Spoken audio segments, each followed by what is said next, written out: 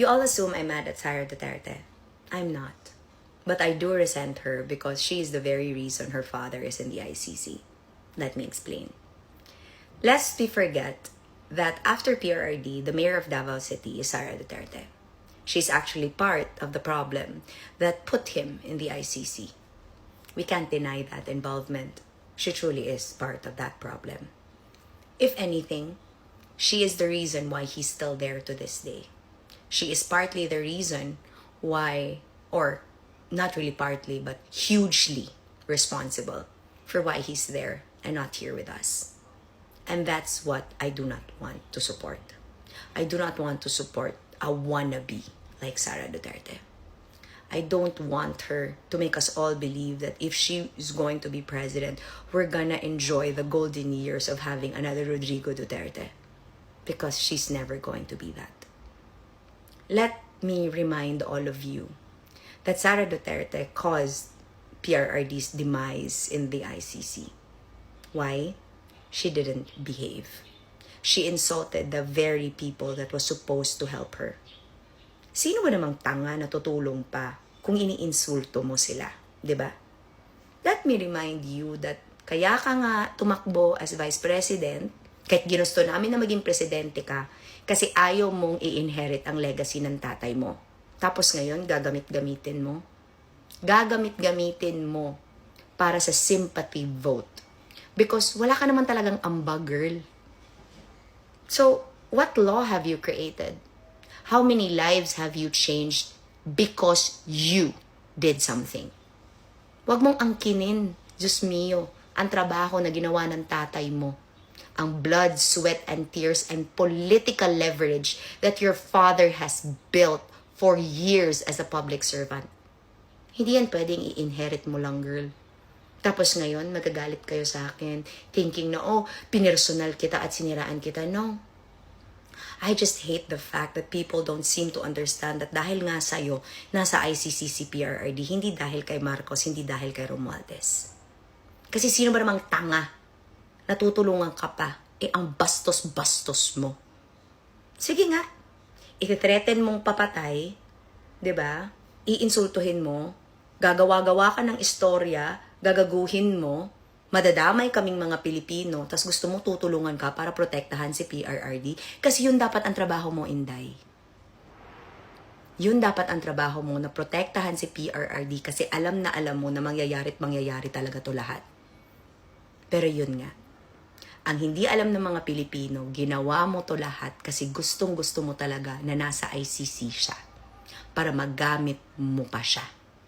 Because as a good father to you, na bumabawi, kasi yun naman talagang ginagawa ni PRRD ngayon, bumabawi siya sa mga nagawa niya sa mga anak niya. At alam naming lahat yan. Alam ko yan.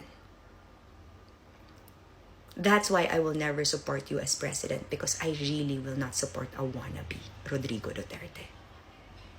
Because there will never be another Rodrigo Duterte. You will never have his heart because that's what you don't have, Inday. You don't have the heart to serve the people. I met you, remember? You are as frigid as your black dress from yesterday. All starch, no heart. You are rayon. You're not cotton. Diba? You think na galit ako, na dapat matakot ako when you're president. Girl, you are an abomination if the Filipino people will elect you. It will be a reflection of the Filipino taste. Diba? We aim for a Rodrigo Duterte but we'll just settle for a Sara just because she shares a family name. How sad. Hindi naman ako galit sa'yo sa personal na reason. Siguro naiinsulto kasi how can I support a president kung alam kong mas matalino ako? And girl, kaya kong mag-extemporaneous na wala akong binabasa. Kaya kong maging coherent, maging kalmado. Lalo na pag tinatanong ako sa trabaho at responsibilidad ko, anong ginagawa mo? 'Di ba? You can't grant interviews because makikita that you are not as charismatic as your father. And just in case you didn't know what charisma is or charismatic is, it is both confidence and warmth. Both things you don't have. Competence and warmth. Diba? Kasi it's all propaganda. You are all propaganda. And it's not personal. It's the truth. Hindi kita iniinsulto. It's just that I resent you because you couldn't keep your mouth shut. You could not wait to be president. You could not even respect your father even when he's still alive, and you're using him every single day. Because if you are not a Duterte, who would you be?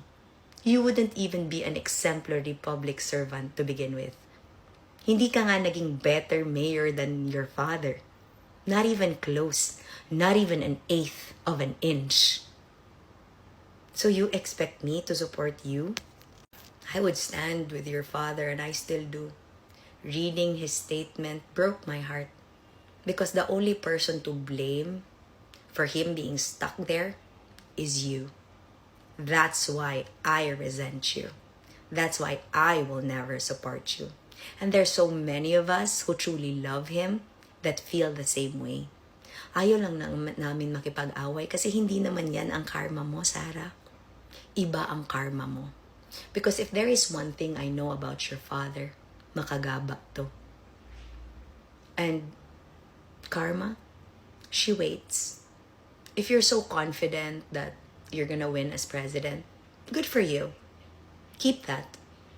But remember, 2 years is still a long time. You can't keep on bullying congressmen to think that, oh, they're gonna follow your lead. You can test it. You can see it. But let me remind you, you are not your father. You are not magical. You are not mythical. All you are is a calculated move. Baliko na ako. You are not cotton. You're rayon. You snag when you hit a nail. You can't even explain why you truly want to be president. You say that you offer your life. I dare you to take your father's place in the ICC, given that you are as much a part of that problem. Why don't you do what you said that you would do and offer your life? Offer your life for it matters. Replace him in the ICC. Bring Bato with you. Bring all of those who are truly responsible for the deaths that were not supposed to be, for the war on drugs. Replace him there and bring him home. Because if anything, baliko na ko, you're the reason he's still there.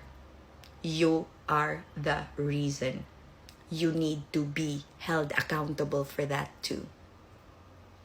Diba? Because that's the difference between you and your father. Your father would always stand by his people, and that's why he's in the ICC. You use people, even him. That saying that you want to be president, you don't want to be president to serve. You want to be president just because you feel entitled to the presidency, even if you do not have an ounce of capability in your body, no matter how big it is. So remind me again why I'm supposed to support you. Yes, I did. Yes, I take accountability for the mistake, and I am sorry for supporting you. I am. I'm sorry because in the middle of supporting you, I found out who you truly were. And I realized that I was not going to be held back by that mistake, and instead show people that I can make a decision and I can change my mind. And this is me understanding the gravitas of what I had said before. When they asked, no, gihilakan maganini mo sila sa una, yes. Gihilakan ako sila sa una. But at the same time, I am calmly saying that the reason why I will never support you as president is nothing more than knowing that you will never be a Rodrigo Duterte. You're just gonna be the cheap knockoff version of a Duterte, but not the Rodrigo we all deserve.